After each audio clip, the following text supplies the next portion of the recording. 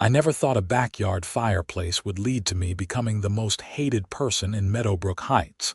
But here we are, standing in my driveway at 7 in the morning, staring down Patricia Henderson from the HOA with her clipboard and her permanently pursed lips. "Mr. Sullivan, this is your final warning," Patricia said, tapping her pen against the aluminum clipboard like she was conducting an orchestra of annoyance. "The outdoor propane fireplace must be removed by the end of the week, or we will be forced to implement daily fines of $200. I rubbed my eyes, still foggy from sleep. "Patricia, we've been over this. There's nothing in the HOA bylaws that specifically prohibits propane fireplaces. I checked every single page. Section 12. Paragraph 4 clearly states that no open flames are permitted on exterior residential property without express written approval from the Architectural Review Committee." She pushed her glasses up her nose with one finger, a gesture I had come to loathe over the past 3 weeks. "It's not an open flame. It's completely contained with a glass surround and automatic shut-off valves. It's safer than most people's gas grills." Patricia's mouth tightened into an even thinner line, which I honestly didn't think was physically possible. "The committee has made its decision. Remove it, or face the consequences." She turned on her sensible beige pumps and marched back to her white sedan, leaving me standing in my driveway in my pajama pants and old college sweatshirt, contemplating how my life had reached this particular low point. I'm Yates Sullivan, and I bought my house in Meadowbrook Heights, Virginia about 8 months ago. It's a nice planned community just outside Richmond, the kind of place where every lawn is exactly 2 inches tall and every mailbox is regulation black. I'm a software engineer, work from home most days, and generally keep to myself. I'd always wanted an outdoor living space where I could relax after long days of staring at code, so when I saw that beautiful propane fireplace setup at the home improvement store, I didn't think twice. The fireplace was gorgeous, a modern rectangular design with blue glass rocks and dancing flames that could be adjusted with a remote control. I hired a licensed contractor, got all the proper permits from the county, and installed it on my back patio along with some comfortable outdoor furniture. For exactly 2 weeks, it was paradise. I'd finish work, pour myself a bourbon, and sit by the fire watching the sunset behind the privacy fence. Then Patricia happened. I learned later that my neighbor 2 doors down, Margaret, had mentioned my fireplace during a casual conversation at the community pool. Margaret thought it looked nice.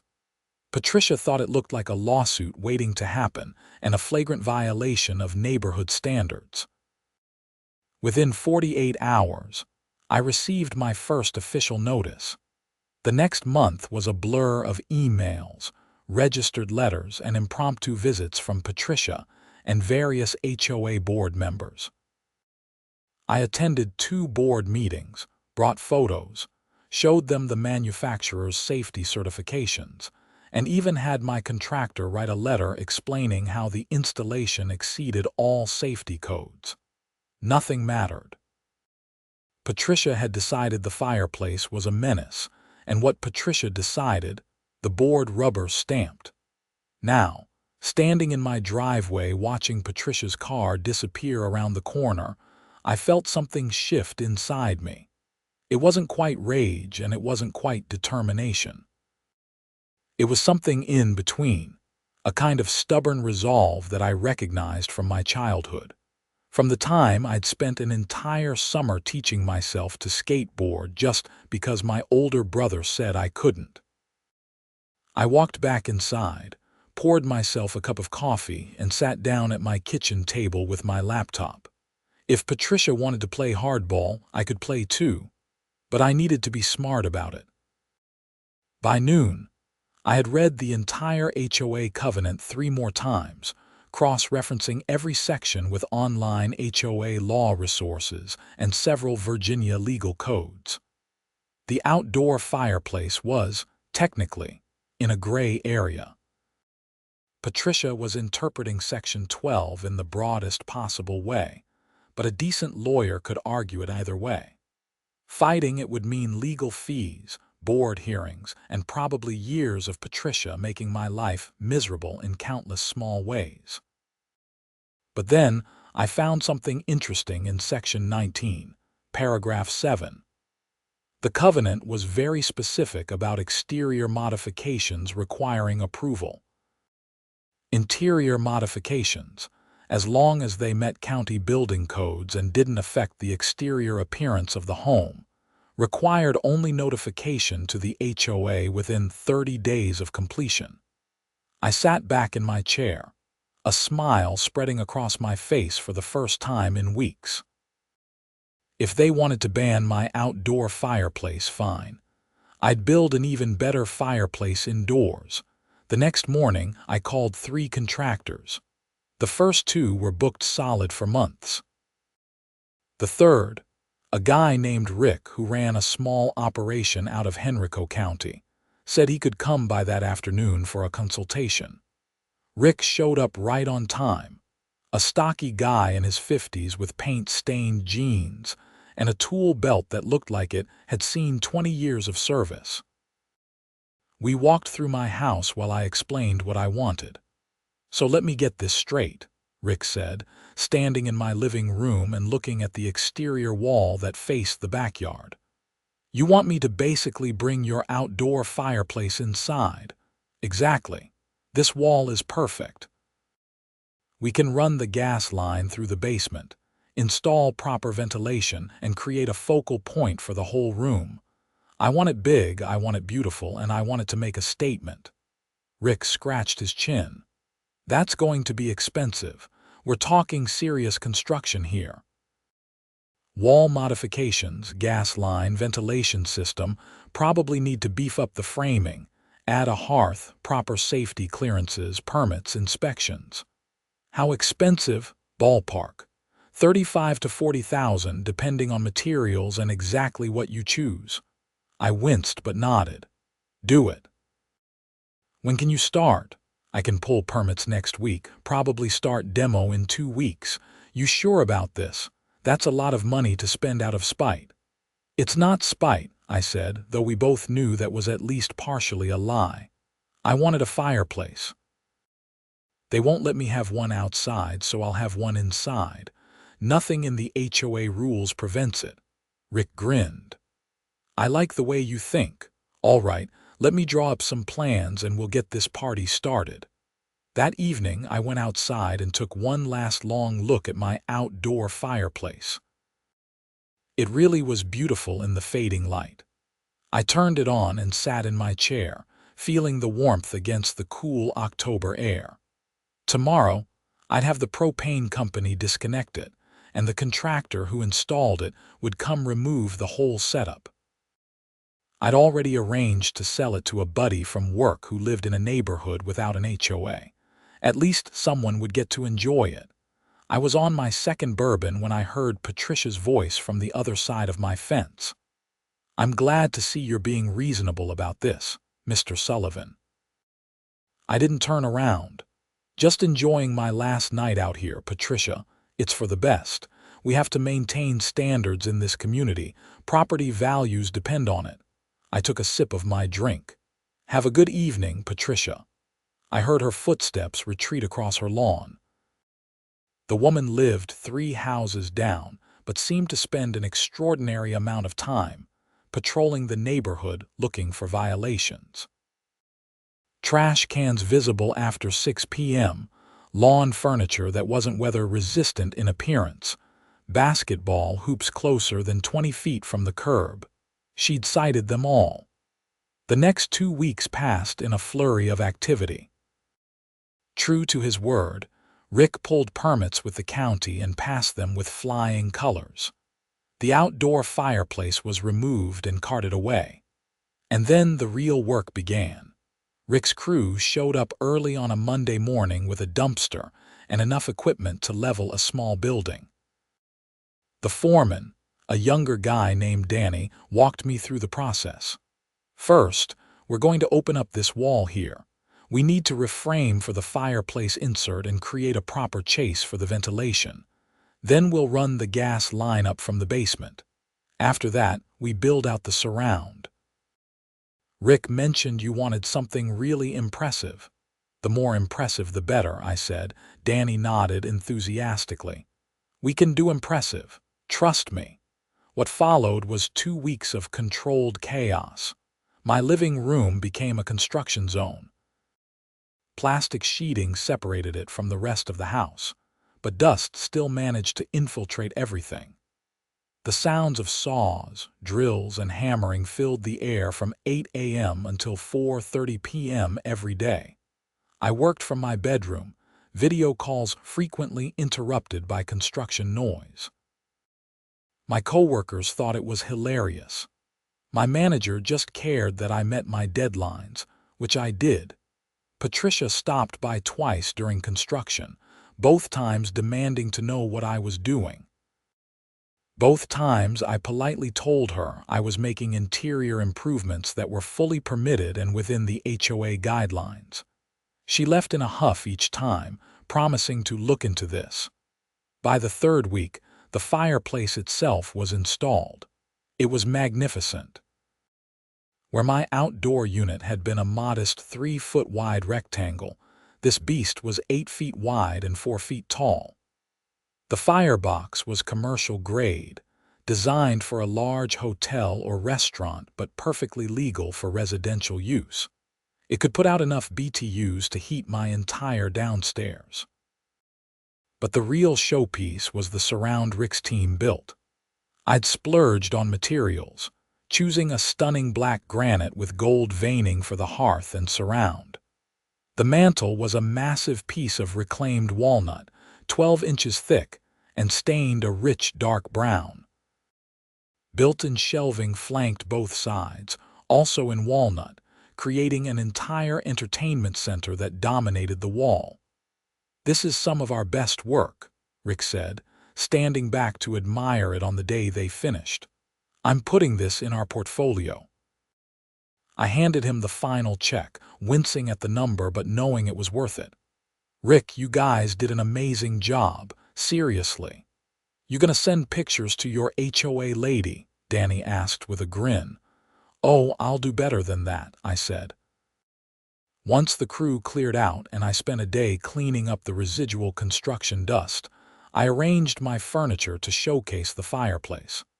My couch faced it directly. I mounted my TV above the mantel, knowing some people hate that look but not particularly caring. The built-in shelves held my books, some plants, and various decorative items I'd been keeping in boxes since I moved in. That evening, I invited a few friends over to see the final result. My buddy Marcus, the one who'd bought my outdoor fireplace, brought beer. My friend Jen from work brought her husband Tom. My neighbor on the left side, an older guy named Bill who'd always been friendly, came over with his wife Susan. "Holy hell," Marcus said when he walked in. "You weren't kidding. This is incredible." "Yates, this must have cost a fortune," Jen said, but she was smiling. "It's absolutely beautiful, though." Bill whistled low. "This is because of Patricia, isn't it? Let's just say I wanted a fireplace and now I have one."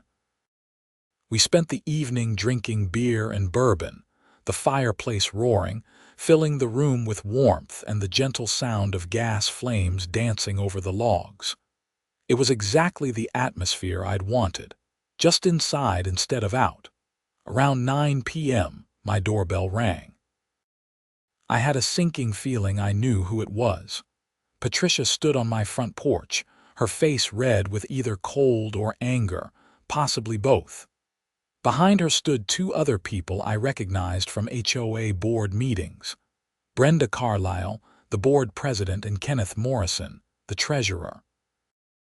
"Mr. Sullivan, we need to talk about your recent construction," Patricia said without preamble. "It's a bit late for a social call, but sure, come in." They filed into my foyer, and I watched their faces as they caught sight of the living room. Brenda's eyes widened.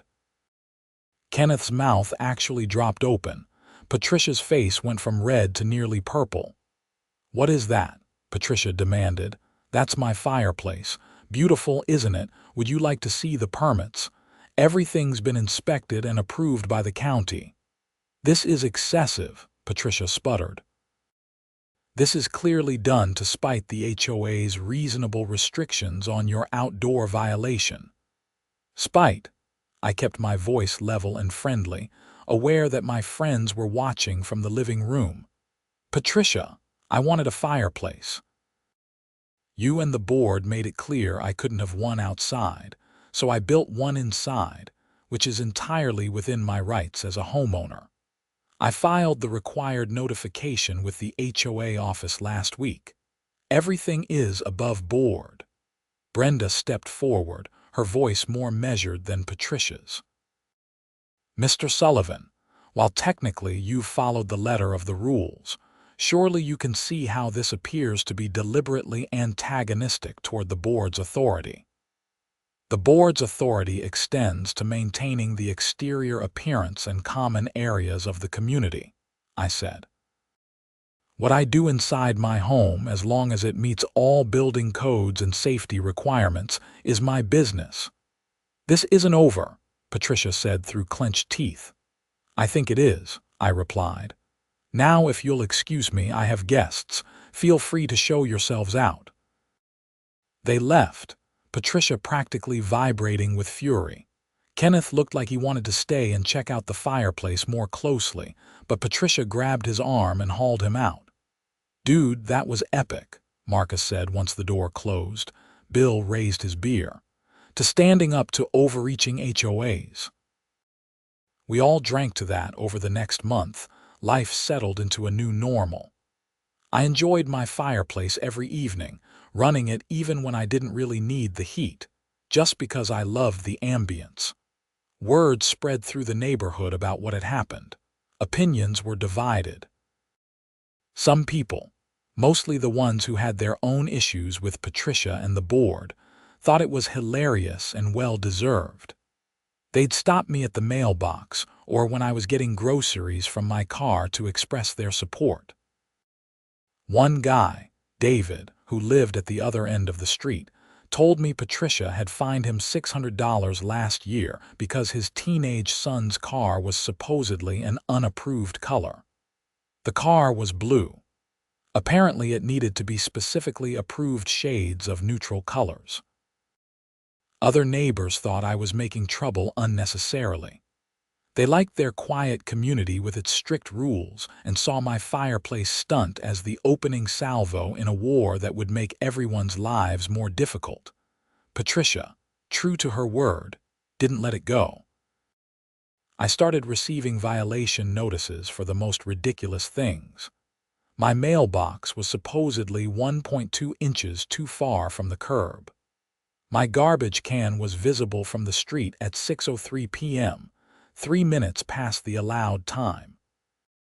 There were dandelions in my lawn, in spots where I couldn't find any dandelions no matter how hard I looked. Each violation came with a hearing date and potential fine. I photographed everything, documented timestamps, and showed up to every hearing with evidence that the violations were either made up or so trivial as to be laughable. The board, clearly embarrassed but unwilling to openly contradict Patricia, dismissed most of them. But the harassment continued. 2 months after my fireplace was completed, I arrived home from a rare trip to the office to find a letter from a lawyer. My stomach dropped as I opened it, but then I started reading and realized it wasn't from the HOA. It was from a real estate attorney named Catherine Chandler, and she was requesting to speak with me about my HOA situation. I called the number on the letter the next morning. "Mr. Sullivan, thank you for calling," Catherine said. She had a crisp, professional voice that immediately put me at ease. "I've heard about your situation through the neighborhood grapevine. I actually live in Meadowbrook Heights too, over on Sycamore Lane. Small world, I said. I specialize in HOA law, and I have to tell you, what Patricia Henderson is doing crosses several lines. The repeated frivolous violation notices constitute harassment. I've been watching what's happening, and so have several other residents. We're considering action against the board. About 15 homeowners are fed up with the current board's overreach. Your fireplace situation was actually the catalyst, but it goes much deeper.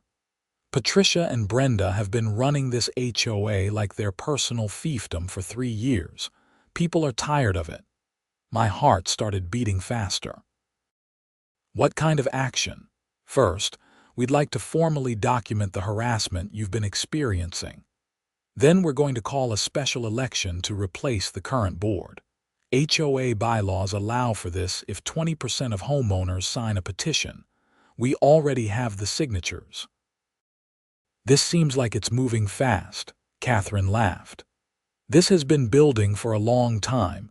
Your fireplace was just the last straw. Are you willing to be part of this? I thought about the past few months, the stress, the constant violation notices, Patricia's face turning purple in my foyer. Absolutely. Over the next 2 weeks, I met with Catherine and the group of disgruntled homeowners several times. We met at Catherine's house, a beautiful colonial with, ironically, an outdoor fire pit that she'd gotten approved years ago before Patricia joined the board. The group was diverse. There was Roger, who'd been fined repeatedly for having solar panels that were supposedly visible from the street. Lisa, who'd been denied permission to install a wheelchair ramp for her disabled mother because it didn't match the aesthetic standards. Tom and Jennifer, who'd been cited for having children's toys in their front yard during daytime hours. The stories went on and on. Catherine had been documenting everything.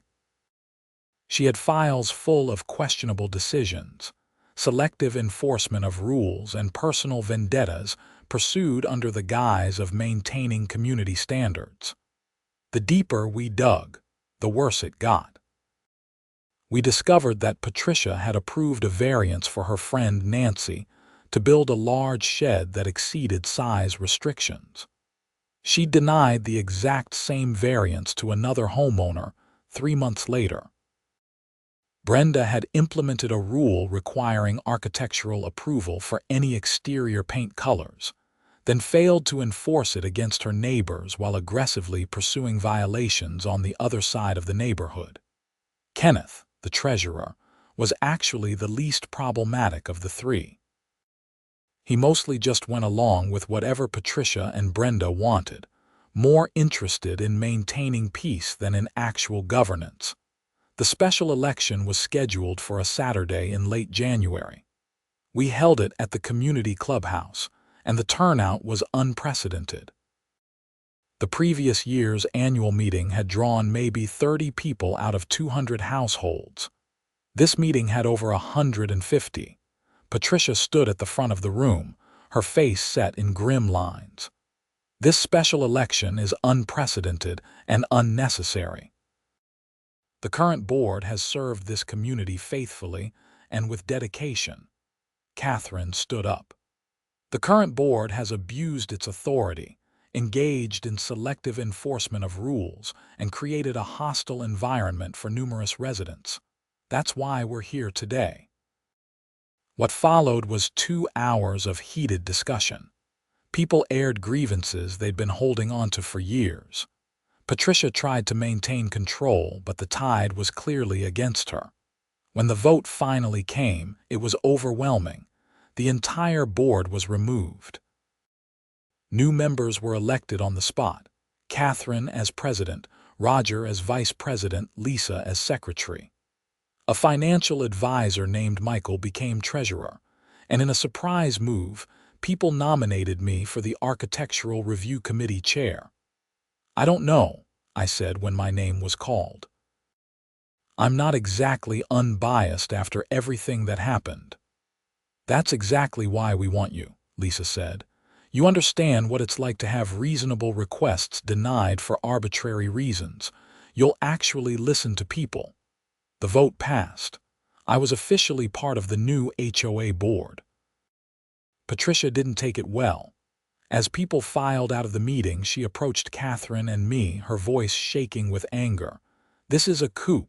We'll fight this." "The bylaws were followed to the letter," Catherine said calmly. "You're welcome to consult your own attorney if you have concerns." "You've turned this neighborhood into a circus," Patricia hissed, looking directly at me. "That ridiculous fireplace, this whole spectacle, you should be ashamed." "Patricia, you could have let me keep a perfectly safe outdoor fireplace," I said. "Instead, you made it personal. This is on you." She stormed out, Brenda trailing behind her like a shadow. Kenneth actually came over to shake our hands and congratulate us. "Honestly, I'm kind of relieved," he admitted. "Those two made every meeting a nightmare. I just wanted to help the community, not spend hours debating whether someone's wreath was the wrong shade of green." The new board got to work immediately. Our first act was to review all pending violations and fine assessments. We dismissed about 70% of them as either frivolous or the result of selective enforcement. We established clear, documented procedures for architectural review requests. We created an appeals process that didn't require homeowners to essentially beg the board for mercy. I personally reviewed the outdoor fireplace rules. With the board's approval, we amended the regulations to allow propane and natural gas outdoor fireplaces as long as they met specific safety standards and were installed by licensed contractors with proper permits. The change was exactly one paragraph, clear and unambiguous. Of course, by this point I'd already invested $40,000 in my indoor fireplace, so I wasn't about to reinstall the outdoor unit. But it felt good to close that particular loop. The neighborhood transformed over the following months. People started actually talking to their neighbors again, instead of living in fear of violation notices. The community Facebook page, which had been a ghost town, became active with people organizing block parties and neighborhood events. But Patricia wasn't done yet. In March, I started noticing something odd. My mail would arrive already opened, the envelope slightly torn. Small things went missing from my porch, a package here, a delivery there. My trash cans would end up knocked over in the middle of the night. I installed security cameras, something I'd been meaning to do anyway. The footage from the first week was enlightening. Patricia was coming to my house in the middle of the night. I watched the videos with a mixture of disbelief and anger. There she was, clear as day on my front porch camera, testing my doorknob at 2 a.m. on Tuesday. On Thursday, she went through my mailbox. On Saturday, she deliberately knocked over my trash cans and scattered garbage across my lawn. I called Catherine immediately. "You need to go to the police," she said. "This is criminal behavior. Tampering with mail is a federal offense." "I don't want to blow this out of proportion," I said, though even as I said it, I knew it was already way past that point. "Yates, she's committing crimes. This isn't about HOA drama anymore. This is stalking and harassment at minimum, mail fraud at worst." I called the Richmond County Police Department non-emergency line and explained the situation. They sent an officer over that afternoon. Officer Chen was in his mid-30s, professional and thorough. He watched the videos I'd saved, taking notes. "How long has this been going on? I only installed cameras 2 weeks ago, but weird things have been happening for about a month. And you know this woman, she's not a stranger. She's my former HOA board president. We had a dispute about a fireplace, and then I was part of the group that voted her out of her position." Officer Chen nodded slowly. "Okay, the mail tampering is definitely federal. I'm going to need to involve the postal inspector." The rest is harassment and potentially trespassing. Has she threatened you directly? Not in so many words, but she's made it clear she thinks I ruined her life. Let me take this back to the station and consult with my supervisor.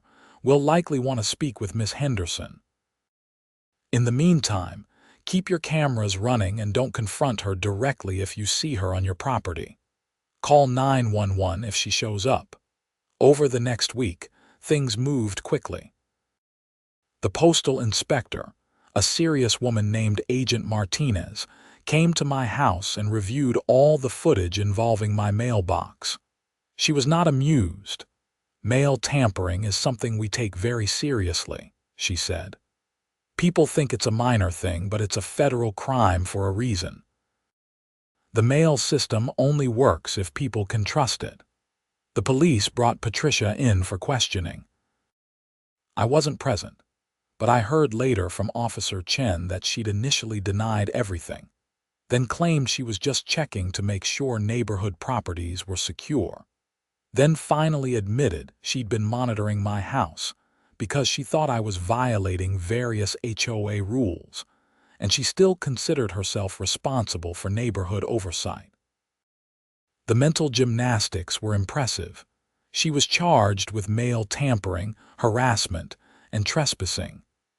The mail tampering charge was federal and was handled by the U.S. Attorney's Office. The other charges were handled at the state level. The neighborhood was in an uproar. Some people defended Patricia, claiming the charges were excessive. Most people were horrified. The local news even picked up the story. Former HOA president arrested for stalking neighbor over fireplace dispute. I did one interview with a local reporter, keeping my comments brief. I just wanted to enjoy a fireplace in my home. I never wanted any of this to escalate. I hope Miss Henderson gets whatever help she needs. The legal process was slow, as legal processes always are. Patricia got a lawyer who tried to argue that she'd been under tremendous stress and wasn't thinking clearly. The federal prosecutor wasn't buying it. Mail tampering was mail tampering, clear and simple, and they had video evidence. In the meantime, my life got back to something approaching normal. I continued serving on the HOA board, and we were actually accomplishing good things. We organized a neighborhood spring cleanup. We repainted the clubhouse. We renegotiated our landscaping contract and saved the community 15% on costs. My indoor fireplace remained my favorite feature of my house. I ran it almost every evening, working from my couch with my laptop, the fireplace providing warmth and ambience. Friends loved coming over to see it. I hosted several gatherings throughout the winter and spring, and it was always the main conversation piece. Marcus, who'd bought my original outdoor fireplace, told me it was still working great in his backyard. "Best $4,000 I ever spent," he said. "And it didn't cost me nearly 40 grand. "Yeah, but yours doesn't have the built-in entertainment center," I pointed out. Fair point. In June, Patricia's case finally went before a judge. The federal mail tampering charge was serious enough that there was real possibility of jail time.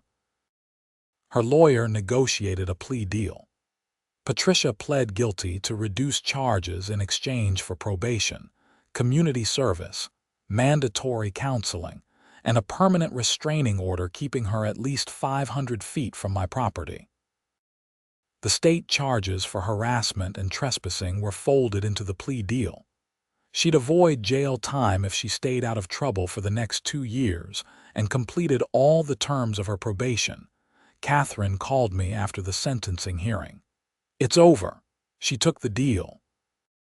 How did she look? Honestly, broken. I almost felt bad for her. Almost. "You think she'll stick to the restraining order?" "I think she's finally realized she went way too far. Her husband was in court. He looked mortified. I heard they're thinking about moving." I felt a complicated mix of emotions. Relief, certainly, but also a strange sadness. None of this had been necessary. If Patricia had just let me keep my outdoor fireplace, or even if she'd worked with me to find a compromise, none of this would have happened. Instead, her need to control everything had destroyed her reputation and resulted in a criminal record. That evening, I sat in front of my fireplace, bourbon in hand, reflecting on the past 9 months. The fireplace itself was just an object, metal and glass and flames. But it had become a symbol of something larger, a line in the sand about property rights and personal freedom and the limits of community governance. My phone buzzed with a text from Catherine. "Board meeting next week. We're voting on the new playground equipment for the park. Exciting stuff." I smiled. This was what an HOA should be: boring decisions about playground equipment and landscaping contracts, not power trips and violation notices and midnight surveillance.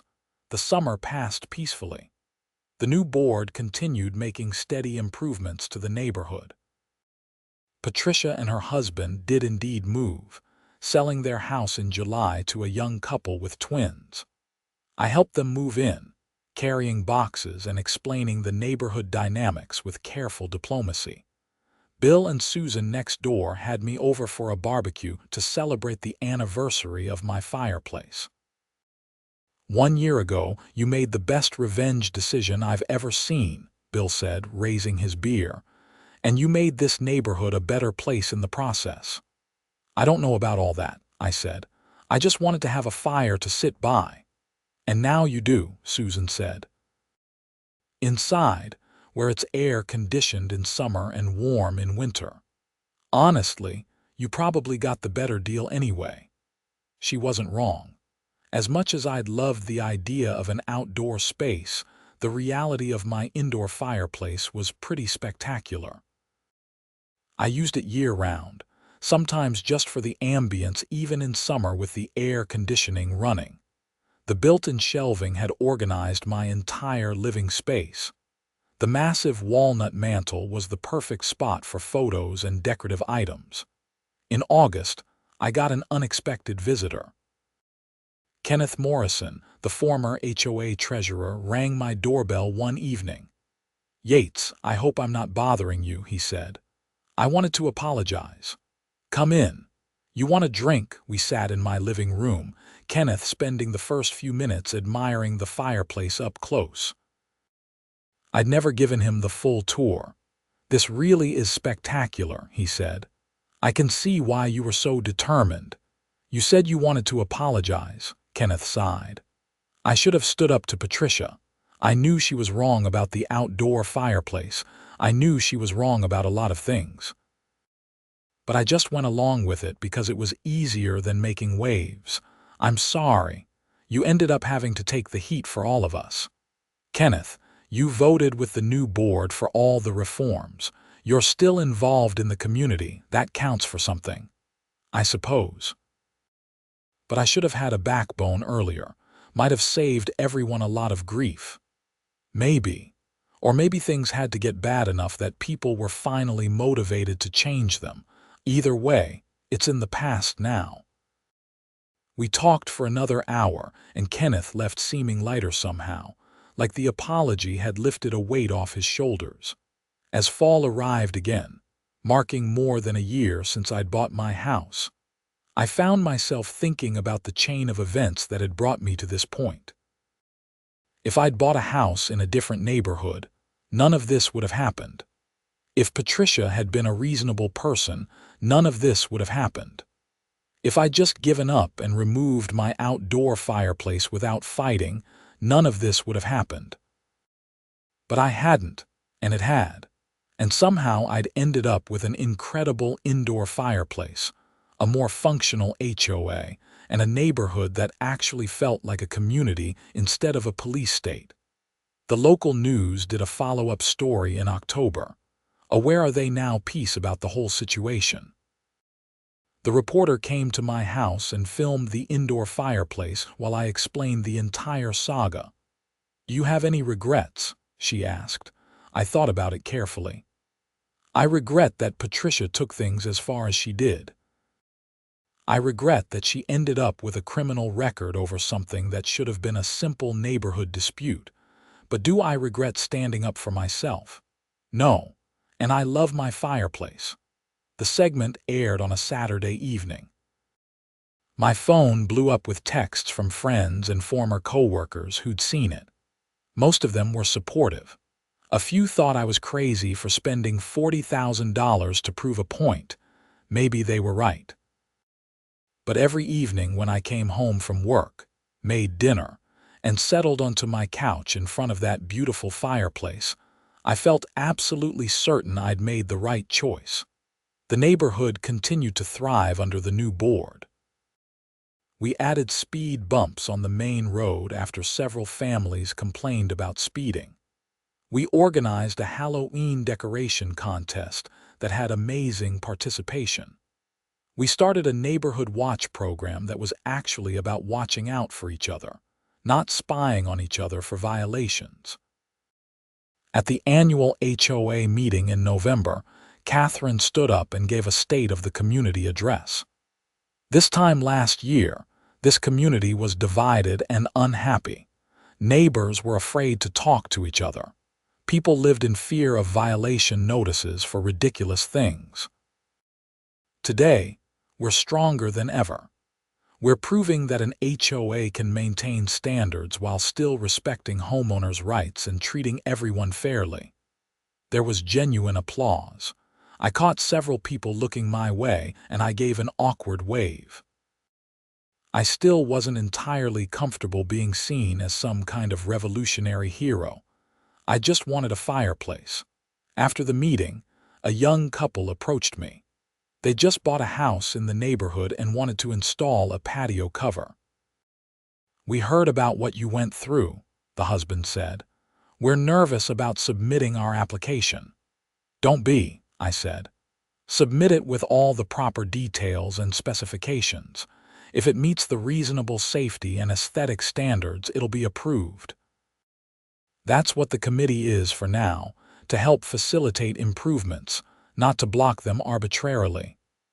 Their application was approved 2 weeks later. As December rolled around and I strung Christmas lights on my house, carefully following the HOA guidelines that were actually reasonable, I reflected on the fact that this whole insane journey had taught me something important about standing up for yourself. There are times to compromise and times to hold firm. There are times to be diplomatic and times to be stubborn. The trick is knowing which is which. If I'd known on that morning when Patricia first showed up in my driveway that it would lead to board elections, criminal charges, news coverage, and completely renovating my living room, I'm not sure what I would have done differently. Probably the same thing, if I'm being honest with myself. Christmas Eve was cold but clear. I hosted a small gathering, just a few close friends and Bill and Susan from next door. The fireplace roared, Christmas music played softly, and we drank eggnog and exchanged small gifts. "To Yates," Marcus said, raising his glass. "The man who took on an HOA and won." "I didn't really win," I said. "The neighborhood won. We all won when we got a functional board that actually cares about the community." "Stop being modest," Jen said. "You spent 40 grand on a fireplace out of spite and became a neighborhood legend. Own it." I laughed and raised my glass. To indoor fireplaces. As the evening wound down and people headed home to their families, I sat alone in front of the fireplace, the Christmas tree lights twinkling in the corner, and felt genuinely content. My house had become a home. My neighborhood had become a community. And my ridiculous, expensive, spite-driven indoor fireplace had been the catalyst for positive change. The flames danced behind the glass, the blue LED lights I'd installed around the built-ins creating a soft glow. Outside, a light snow began to fall, the first of the season. Inside, I was warm and comfortable, exactly where I wanted to be. New Year's came and went quietly. I made resolutions like everyone else, most of which I'd probably break by February. But I also made one specific commitment: to stay involved with the HOA board and continue working to make the neighborhood better. It was easy to get complacent, to assume that because we'd fixed the obvious problems, everything would stay fixed. But HOAs require constant attention and good faith participation to function properly. The moment good people step back, people like Patricia step forward to fill the vacuum. In January, I submitted an application to the Architectural Review Committee that I chaired, recusing myself from the decision. I wanted to build a deck off my kitchen, nothing fancy, just a small space for morning coffee when the weather was nice. Roger and Lisa approved it unanimously. The irony wasn't lost on me.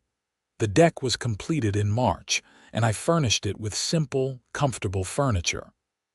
On the first warm evening of spring, I sat out there with my laptop, working and enjoying the fresh air.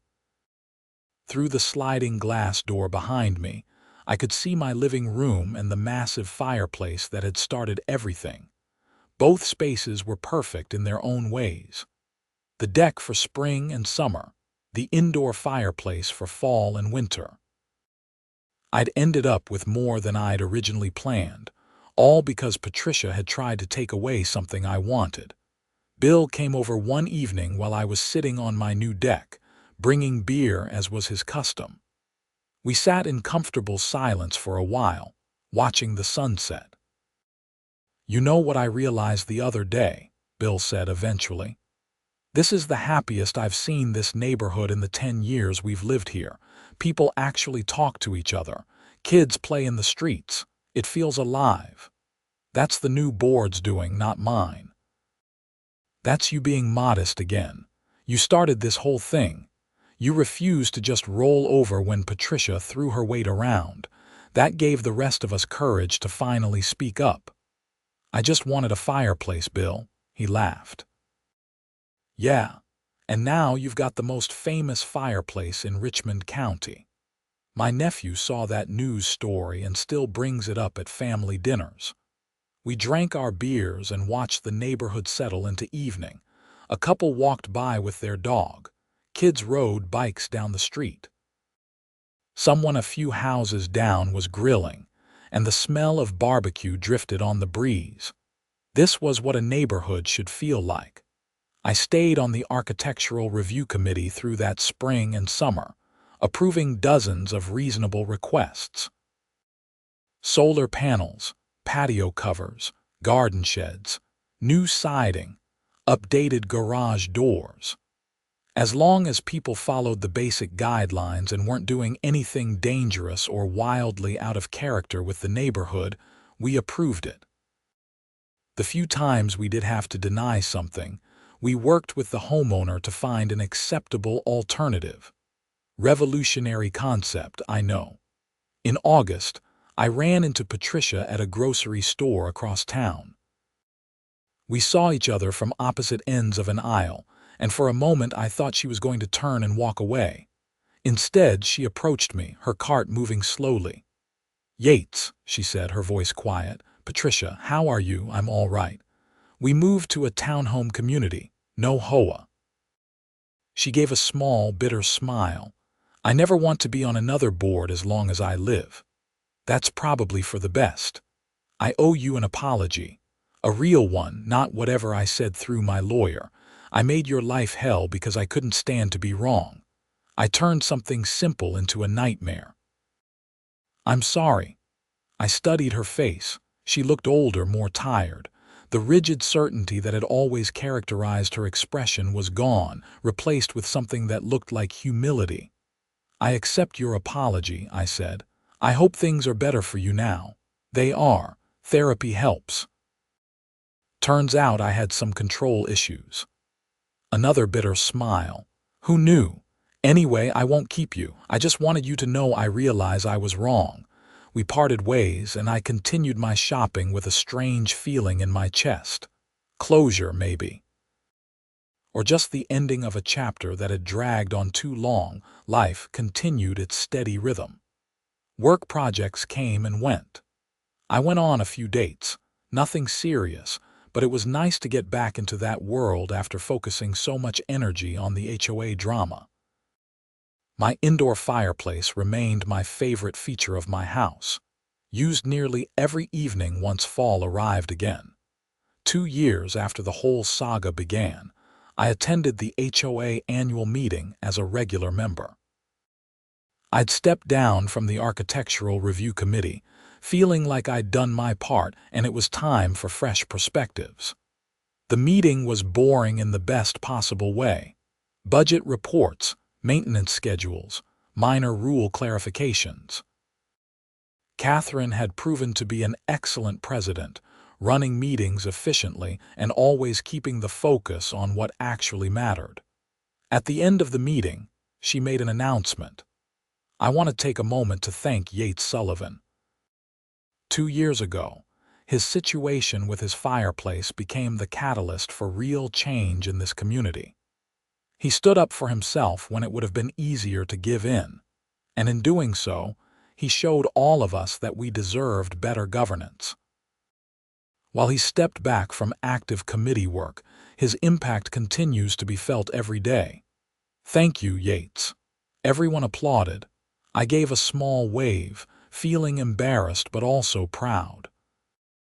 I'd stumbled into becoming a neighborhood hero completely by accident, but if my stubbornness had resulted in positive change, I'd take it.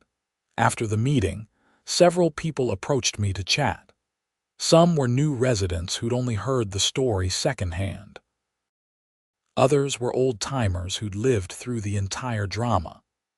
One elderly woman, Margaret, who I recognized as the person who'd originally mentioned my outdoor fireplace to Patricia all those years ago, pulled me aside. I felt guilty about this whole thing, she said. If I'd never mentioned your fireplace to Patricia, none of this would have happened. Margaret, you didn't do anything wrong. Patricia's reaction was her choice. And honestly, things worked out pretty well in the end. You spent $40,000 on a fireplace. Best $40,000 I ever spent, I said. And I meant it. Driving home that night, I thought about the journey that had brought me to this point. A simple desire for an outdoor living space with a fireplace had spiraled into board politics, criminal charges, news coverage, and ultimately, positive change for an entire community. I pulled into my driveway and sat in my car for a moment, looking at my house. It was just a house, nothing special from the outside. Beige siding, black shutters, perfectly maintained lawn regulation mailbox. But inside was that magnificent fireplace, that statement piece that represented so much more than just a place to have a fire. It represented standing up for yourself. It represented refusing to be bullied. It represented the idea that sometimes the best revenge is living well and building something beautiful. I went inside, poured myself a bourbon, and turned on the fireplace. The flames came to life with a soft whoosh, filling the room with warmth and light. I settled onto my couch, put my feet up on the coffee table, and smiled. Patricia had tried to tell me I couldn't have a fireplace, so I built a better one inside. And in the process, I'd helped build a better community. The fire danced and flickered, the same way it had for the past 2 years, reliable and beautiful and exactly what I wanted. Outside, the neighborhood was quiet, peaceful, functioning the way a neighborhood should. I raised my glass to the fireplace, my ridiculous, expensive, absolutely perfect fireplace. Worth every penny, I said aloud, and it was.